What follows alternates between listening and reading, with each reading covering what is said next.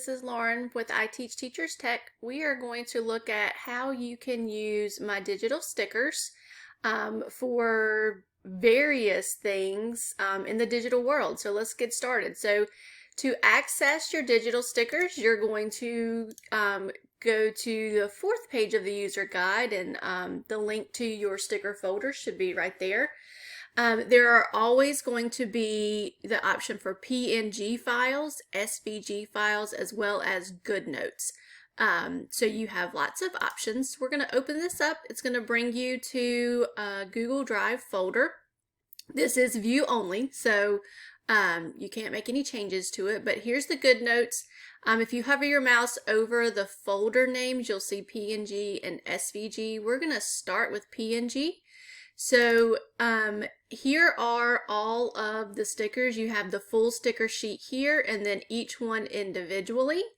I love the unicorn one, so we're going to use this one first. What I'm going to do is I'm going to click the more actions, and then I am just going to quickly download this image, and it gets saved up here into my downloads. It also gets saved into my downloads folder, but this is probably, if you're using Google Chrome, the easiest way to access your downloads.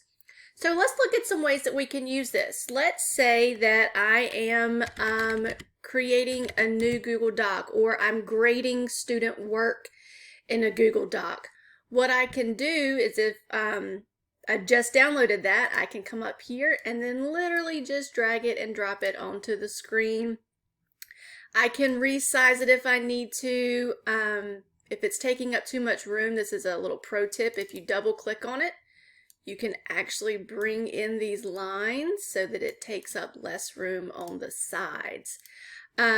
You can do the same thing in, let's say, Google Slides. Maybe we want to make, we want to add, let's see, teachers are magical.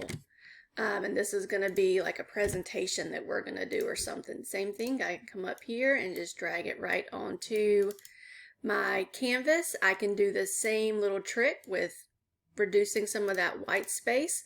What's great about using digital stickers in Google Slides versus Google Docs is that you can actually layer and hide things behind each other. So I can order and send that to the back. Come on. Move this around however you need to, but you can add stickers all over this. You can also do it in Google Sheets. You can choose to add an image either hovering over the cells or actually in the cell when you add it inside the cell. Let's see, this is going to prompt me to go here. There it is.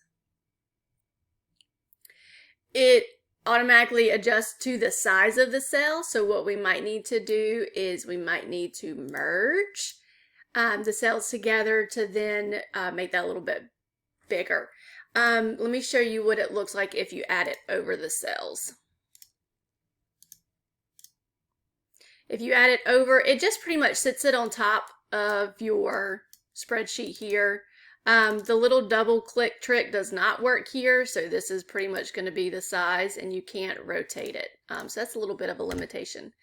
But here's my favorite way to do digital stickers. So going into keep.google.com, I can actually load my stickers as notes, and I can maybe, let's see here,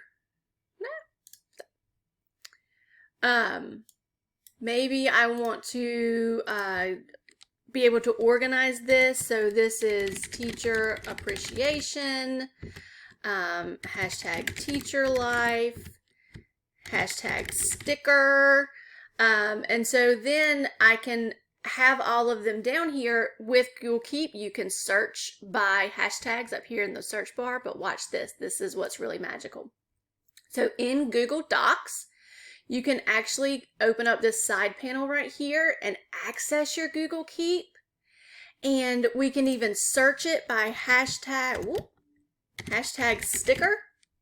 Look, there it is, and I can just drag it and drop it right onto the page.